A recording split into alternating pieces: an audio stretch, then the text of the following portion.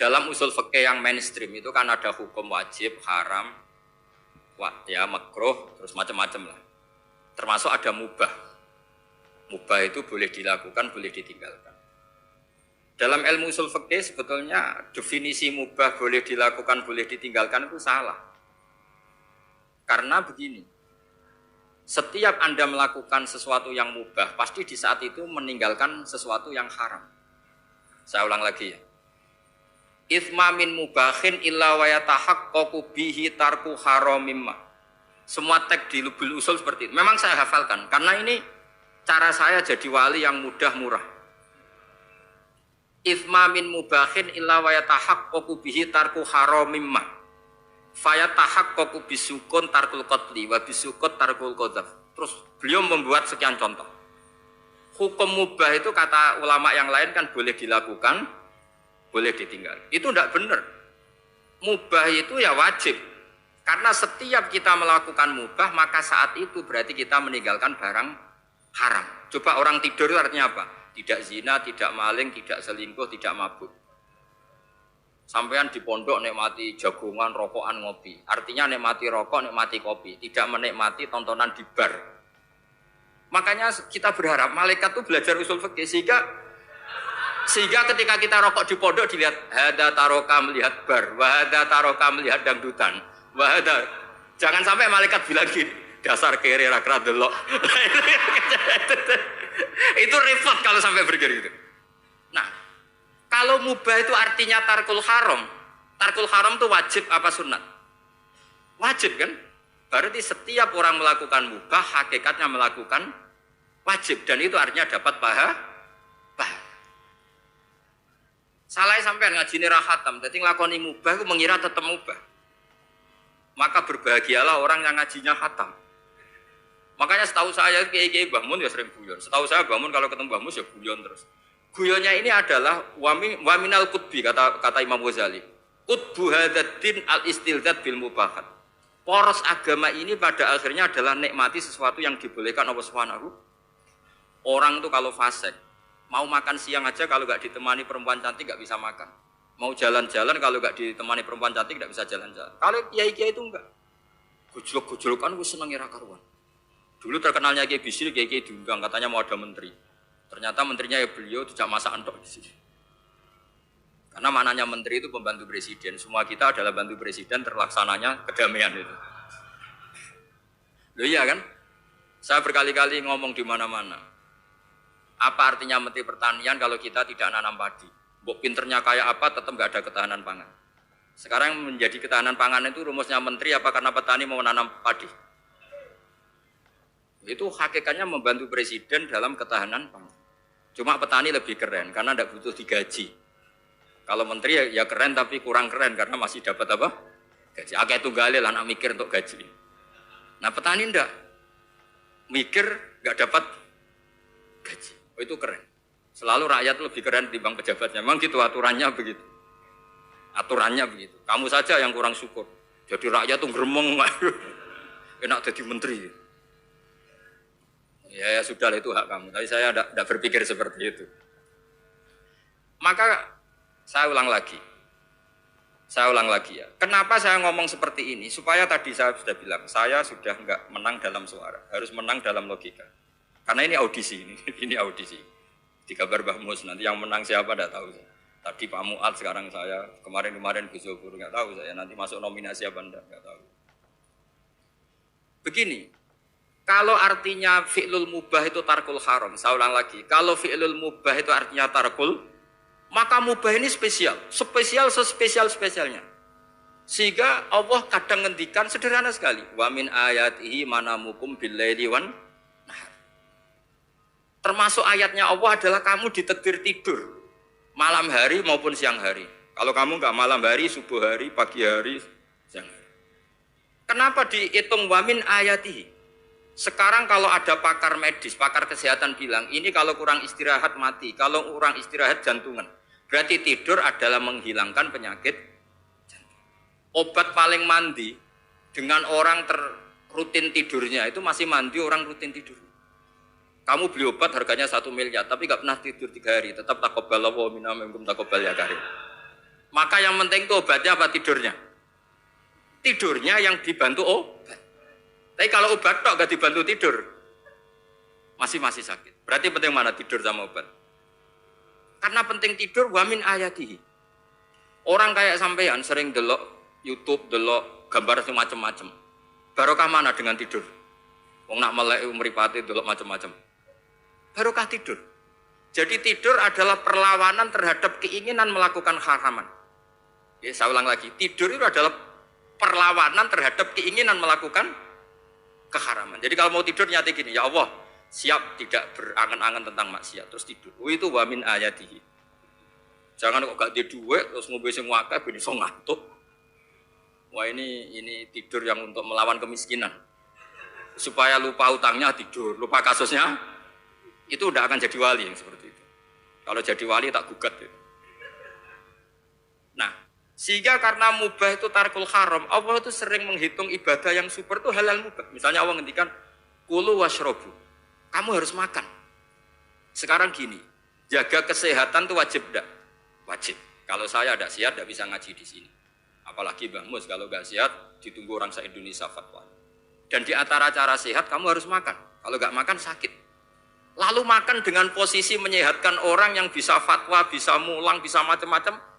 Posisi ini super apa tidak super? Super. Maka Allah kadang sederhana, ngendikan ibadah itu kulu wasrobu jom, kowe yo mangan yo. Tapi ayat ini menjadi tidak hebat kalau dibaca orang tidak pernah ngaji, nggak pernah ngaji usul fikih. Pangeran piye toh? Dirimo ngongkon mangan kowe dikongkokno kulu. Wis ra usah ngono ya wis mangan. Rusak Quran kena makna ngono iku rusak.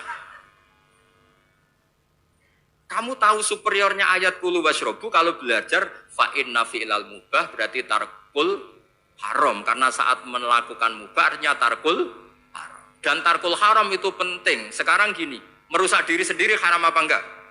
Haram. Untuk supaya tidak rusak kamu harus makan. Berarti makan wajib apa sunat?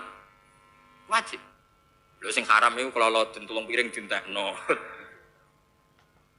Nah, dengan cara pemaknaan seperti ini, Quran akan superior. Bahkan di ayat-ayat yang kelihatannya sederhana, kulu washrobu, wala tusrifu. Ketika Nabi Musa dimenangkan mengalahkan Fir'aun, itu Allah firman pertama gitu, kamu harus makan mimma rozaqnakum.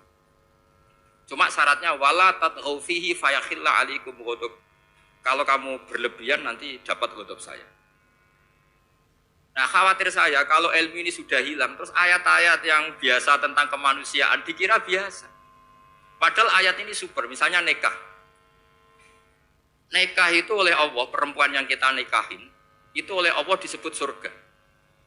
Saya punya bukti, misalnya gini ayat ya, wala tangkihul musyrikati hatta yu'min, wala amatum mu'minatun khairum min musyrikati walau a'jabatkum. Terusannya ayat, wala tangkihul musyrikina hatta yu'minu.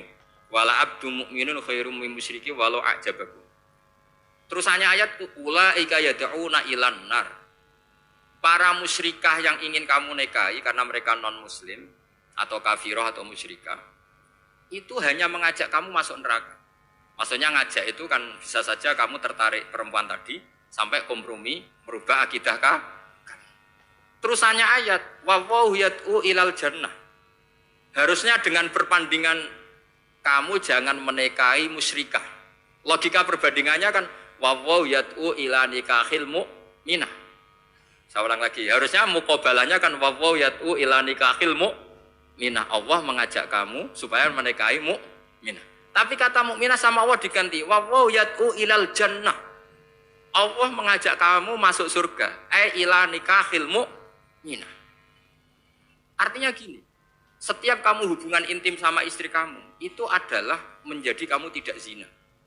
Jadi kalau kamu tidak zina, barokahnya istri kamu ini penopang kamu masuk surga. Makanya Rasulullah pernah ditanya, ibadah itu apa saja? Nabi secara ringan diantara jawabannya, wa fi buti ahadikum shadaqah. Sudah kamu ngumpul istri kamu itu ya ibadah. Terus kata sahabat-sahabat, ya Rasulullah ayati ahaduna syahwatahu wa walahu ajrun. Yang benar saja Rasulullah, masa urusan gitu dapat pahala. Nabi jawabannya ya enteng, alai salawaduha fi haramin aka'ana alai wisrun. Kalau dia salah yang dikeloni kan ya dosa. Berarti kalau ngeloni yang benar juga pahala. Berarti istri kamu itu jannah surga. Cuma jannah yang agak aneh karena rewel itu agak aneh. Jadi itu jannah yang agak aneh. Maka supaya jannah ini tidak aneh, kata Rasulullah itu cara bersuami istri itu, kata Rasulullah, halla jariyatan tula ibuka wa tula ibuka. Sebagian riwayat, halla jariyatan tudhohikuha wa tudhohikuka. Kamu cari perempuan yang gampang guyon, gampang rileks. Mula abah itu rileks, mutohaka ya rileks. Saya berkali-kali cerita, saya ini termasuk orang yang nggak pernah diskusi penting sama istri saya. Karena takut tegang, biasanya kalau tegang itu yang suaminya kalah. Jadi saya itu nggak pernah diskusi penting. Saya kemarin mau ke Pasuruan ya, mau ke Peloso itu ditanya, mau kemana? Ya tidak tahu. Terus pulangnya kapan? Ya nggak tahu. Wong kok rohan. Ya saya senang saja. Nggak roh itu artinya kan bodoh. Orang bodoh itu nggak mukallaf, artinya nggak dosa kata saya. Jadi saya ngambil hikmahnya saja. Anda tahu? Ditakoi kok jawabannya ora jelas. Ora jelas itu misteri. Memang dunia itu penuh misteri. Pokoknya tak itu. Pokoknya yang kira-kira itu jadi tidak penting. Rasulullah itu kalau debat sama istrinya ya milih gitu, milih mula abba mutohaka. Saya punya sekian cerita betapa Rasulullah itu rileks ngadepin cemburu-cemburunan. Sayyidah Khadijah tentu orang yang super bagi Rasulullah. Sampai ketika adiknya Sayyidah Khadijah, kalau nggak salah namanya itu Halah itu, kalau datang itu Rasulullah itu menjamu karena mengingatkan suara Khadijah. Kalau muji Khadijah itu sudah langit Rasulullah. Sehingga Aisyah itu cemburu. Bagaimana Anda selalu muji Khadijah? Waqad abdalakallahu khairan minha. Allah mengganti yang lebih cantik ketimbang Khadijah dan lebih muda. Maksudnya Aisyah. Kenapa masih muji yang sudah meninggal? Tua lagi kan. Gantian Sayyidah Fatimah yang tersinggung karena ibunya ditua-tuakan. Itu ketika Fatimah cemburu, mangkelnya sama Sayyidah Aisyah. Mangkel manusiawi loh. Enggak usah kamu jadi Syiah terus benci Aisyah itu. Karena kalau kamu jadi benci Aisyah berarti kamu nganggap Aisyah itu salah. Dan itu efeknya di Rasulullah. Berarti Rasulullah milih istri yang salah. Makanya kita ini madzhabnya ahli sunnah. Abu Bakar tidak mal'un. Kenapa tidak mal'un? Kalau kamu bilang Abu Bakar mal'un berarti Rasulullah salah pilih teman. Umar tidak mal'un. Karena Rasulullah pasti milih teman yang benar. Begitu juga milih istri yang benar. Dalilnya tidak usah jauh-jauh. At-thayyibatu lit-thayyibi. Atyabut thayyib tentu Rasulullah. Berarti istrinya pasti thayyibah. Jadi madzhab ahli sunnah adalah madzhab sing jelas-jelas min baini farsi wa damil labanan khalisan sa'iwal lisyari. Jadi kalau kamu cari logika gampang saja. Nabi itu thayyib, bahkan atyabut thayyib. Padahal kata Allah at-thayyibatu lit-thayyibi. Ya jelas ya. Jadi ini tidak usah dimasukkan hati tentang konfliknya Aisyah dan Fatimah, itu biasa saja. Yang satu bela ibunya, yang satu bela dirinya. Sebenarnya Aisyah itu nggak niat ngeritik Khadijah, ingin diperhatikan Rasulullah saja. Terus ketika Sayyidah Fatimah, matur ya Rasulullah saya supaya ngalahkan Aisyah itu gimana? Karena ibu saya sudah meninggal, ya memang cantik dia, muda dia. Dan tahu betul orang kalau Nabi itu sangat mencintai Aisyah. Kata Rasulullah, bilang gini saja, tetap hebat ibu saya. Karena ibu saya dapat Rasulullah rondo untuk Joko.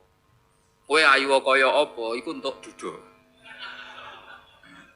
Jadi rileks saja Rasulullah. Akhirnya ya semenjak itu enggak ngeritik lagi, bahaya ini kalau ngeritik. Khadijah itu kan sudah umur 40 tahun. Janda dapat Joko. Aisyah perawan untuk duduk. Keren mana? Keren Khadijah. Jadi tidak semua masalah itu Nabi itu menyelesaikan cara ekstrim. Nabi itu biasa mula apa? Santai rileks.